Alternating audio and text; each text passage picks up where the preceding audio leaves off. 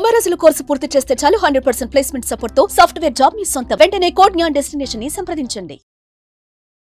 నమస్తే, welcome to Suman TV. ప్రస్తుతం మనతో పాటు ఉన్నారు psychologist, life coach, human behaviour sciences expert doctor Madhurima Reddy గారు. మేడంతో మాట్లాడదాం.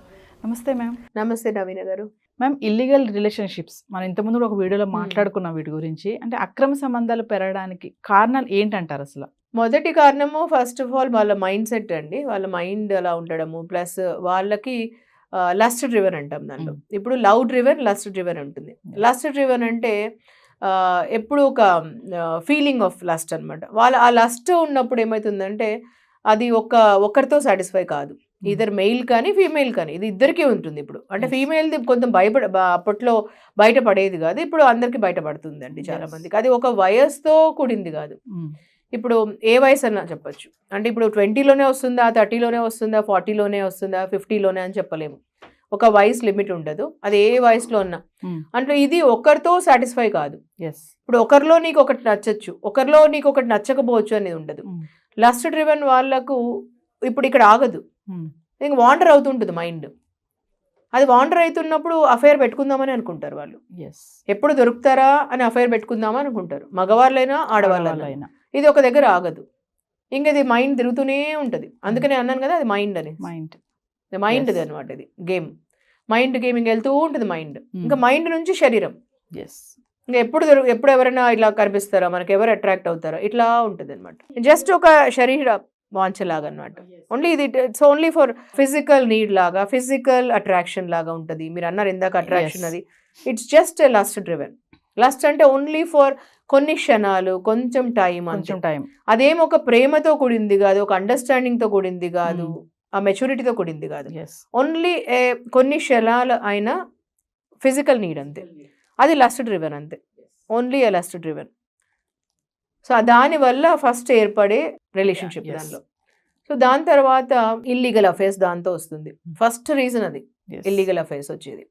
అప్పుడు హస్బెండ్ వైఫ్లో ఫస్ట్ అది స్టార్ట్ అవుతుంది. ఇంకా మిగతా రోజు కూడా ఇల్లీగల్ అఫైర్స్ వచ్చేది దీనివల్ల first. Second, too many desires, too many కోరికల వల్ల కూడా.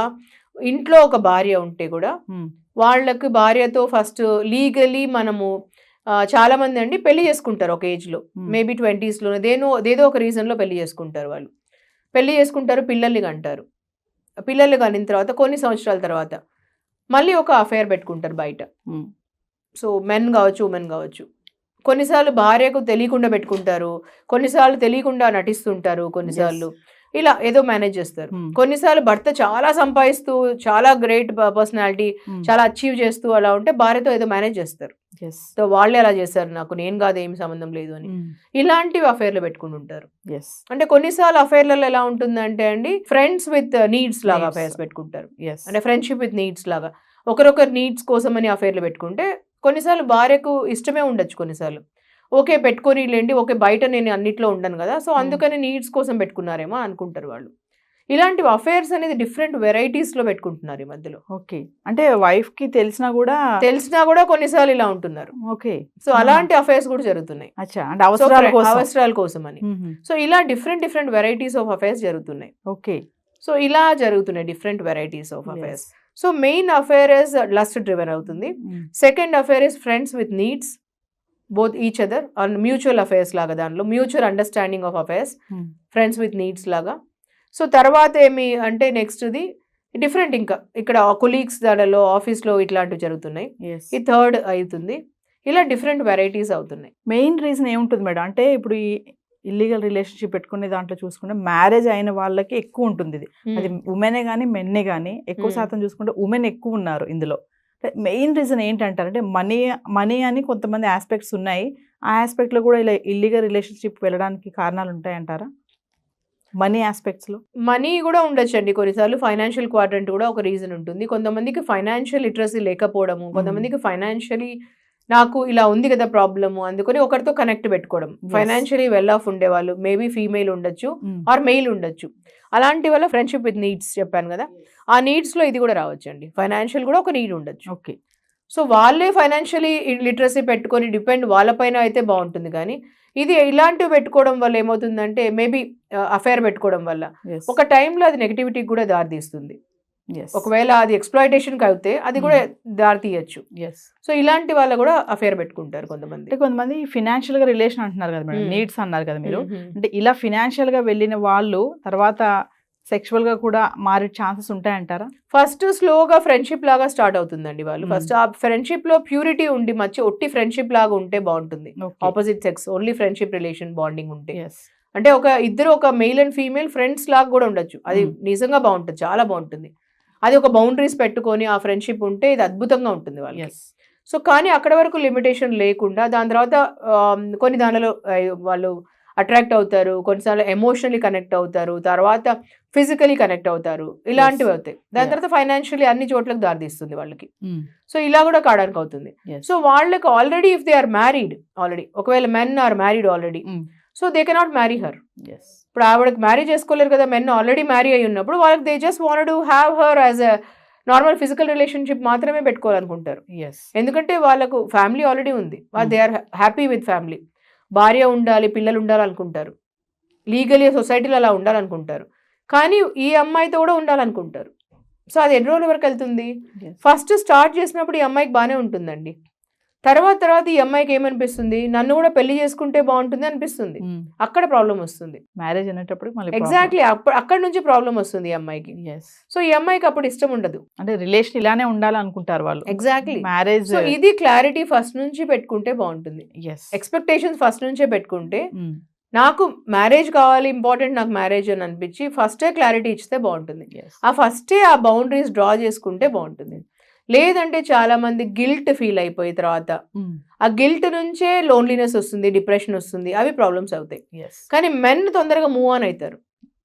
వాళ్ళకి ఈజీ అండి, ఎందుకంటే వాళ్ళకి ఆల్రెడీ క్లారిటీ ఉంటుంది, నా భార్య ఉంది, నా పిల్లలు ఉన్నారు. కానీ ఉమెన్ కి it is very difficult to move on. వాళ్ళకు నన్ను ఎక్స్‌ప్లాయిట్ చేశారేమో అనే ఒక ఫీలింగ్ వస్తుంది. ఆల్రెడీ వాళ్ళకి భార్య పిల్లలు ఉన్నారు కదా, మరి నా లైఫ్ లోకి ఎందుకు వచ్చారు? నా లైఫ్ లోకి వచ్చింది నన్ను ఒక పర్పస్ గా, నన్ను గేమ్ లాగా వాడుకోవడానికే కదా, నన్ను వాడుకొని ఎక్స్‌ప్లాయిట్ చేయడానికే కదా అని ఒక ఫీలింగ్ ఉంటుంది. నాతో అఫేర్ పెట్టుకొని నన్ను గేమ్ లాగా కానీ వాళ్ళు మెన్ ఏమనుకుంటారంటే, నీదే రెస్పాన్సిబిలిటీ, నీకు తెలిసి నాకు వచ్చావు, ఇలా ఈజీగా బ్లేమ్ వేసుకుంటారు వాళ్ళు ఒకరొకరి పైన. సో ఆ ఒకరొకరి పైన బ్లేమ్ వేసుకున్నప్పుడు మూవ్ ఆన్ ఎవరైతారు ఫాస్ట్ అంటే సమ్ టైమ్స్ మెన్ అవుతారు, some times very slow women అవుతారు. కొన్నిసార్లు ఏమంటే డ్రింకింగ్ అండ్ స్మోకింగ్ లోకి వస్తారు. మనం మహానటి గారిది చూసాము. ఆల్రెడీ ఉమనైజర్ అని తెలిసి కూడా ఆవిడ పెళ్లి చేసుకున్నారు, ప్రేమించారు, పెళ్లి చేసుకున్నారు. ప్రేమించడానికి ముందే చెప్పాడు అతను, నాకు ఇలా భార్య ఉంది, పిల్లలు ఉన్నారు అని చెప్పేసి. ఆవిడకి తెలిసి పాపం పెళ్లి చేసుకున్నారు. ఆ రోజు పెళ్లి చేసుకున్న తర్వాత ఆవిడ ఎక్స్పెక్ట్ చేశారు మారుతారేమో ఇట్లా అని చెప్పేసి. కానీ ఏమైంది, మారుతారేమో అని ఎక్స్పెక్ట్ చేసిన తర్వాత ఆవిడకి ఆల్రెడీ పిల్లలు పుట్టిన తర్వాత మహానటి గారికి ఆవిడ సక్సెస్ అయ్యారు, అవార్డు తీసుకుంటున్నారు. అలా ఉన్నప్పుడు ఇందాక మనం టాక్సిక్ రిలేషన్షిప్లో మాట్లాడాం, మనము we need to celebrate our life with those people who celebrate us. So ఎప్పుడైతే కొంచెం తేడా వచ్చిందో సక్సెస్లో, హీ ఫెల్ట్ వెరీ జెలస్ కదా, అక్కడ సక్సెస్ దగ్గర ప్రాబ్లం అయిపోయింది. దాని తర్వాత ఆల్రెడీ ఉండే క్వాలిటీస్, ఉమనైజింగ్, లస్ట్ డ్రివెన్. ఉమనైజింగ్, ఇంత మహానటి అని ప్రేమించి పెళ్లి చేసుకొని ముందుండే క్వాలిటీ ఏంది? ఉమనైజింగ్. నాకు వీక్నెస్, నాకు బలహీనత అని చెప్పాడు. అంటే ఉమనైజింగ్ అనేది, లస్ట్ డ్రివెన్ అనేది బలహీనత. అప్పుడు ఏమన్నా సావిత్రి, ఇప్పుడు కొత్త ఏంటి అని అడిగాడు. ఇప్పుడు ఎందుకు కొత్త, ఇప్పుడేంటి కొత్త, నాకు ముందు కూడా ఉన్నింది కదా అని అడిగాడు. అంటే అప్పుడు ముందు నీకు సావిత్రి లేదు కదా జీవితంలో, ఇప్పుడు పెళ్ళైన తర్వాత ఇప్పుడు నేను సావిత్రి గణేష్ని. ఆ మాట చాలా బాధ అనిపిస్తుందండి ఆ సినిమా చూసినప్పుడు. మహానటి, అప్పుడు ముందు నువ్వు నువ్వు గణేష్వి, ఇప్పుడు నేను సావిత్రి గణేష్ని, నువ్వు పెళ్లి చేసుకున్నావు నన్ను, అంటే నేనున్నా కూడా నీకు మరి ఇంకొక అమ్మాయి కావాల్సి వచ్చింది, నీ ప్రేమ అక్కడికి ఆగలేదు. సో నేనున్నా కూడా ఇంకొక అమ్మాయి కూడా కావాల్సి వచ్చింది, నీకు ఒక వేరే ప్రాస్టిట్యూట్ కూడా కావాల్సి వచ్చింది అని అర్థము. అంటే నేను ఇవ్వలేనిది ఒక ప్రాస్టిట్యూట్ నీకు, అంటే దాని పేరు ఏంటి అంటే, అక్కడ లస్ట్ డ్రివెన్ వాళ్ళు అక్కడ ఆగరు ఒకరు. అది ఉన్నప్పుడు మనకు దాని పేరు మైండ్ అండి. ఆ మైండ్ వాండరింగ్ చేస్తూ ఉంటుంది. అది ఉన్నప్పుడు క్వాలిటీ ఏంటంటే మనకు ఆ వ్యసనం అంటాం దాని పేరు. అది కూడా ఒకటి డ్రగ్, స్మోకింగ్, డ్రింకింగ్, దానిలాగా మైండ్ ఇట్లా వాండరింగ్ చేస్తుంటుంది. అది చేసినప్పుడు ఏమవుతుందంటే అక్కడ ఆగదు. అది ఎంత అందమైన అమ్మాయి ఉన్నా భార్య, అది ఆగదు అక్కడ, ఒకరితో అయిపోదు, అది ఆగదు అక్కడ. అది వాండరింగ్, ఆ సిచ్యువేషన్ వచ్చినప్పుడు అది అఫేర్ పెట్టుకుంటుంది వెళ్ళి.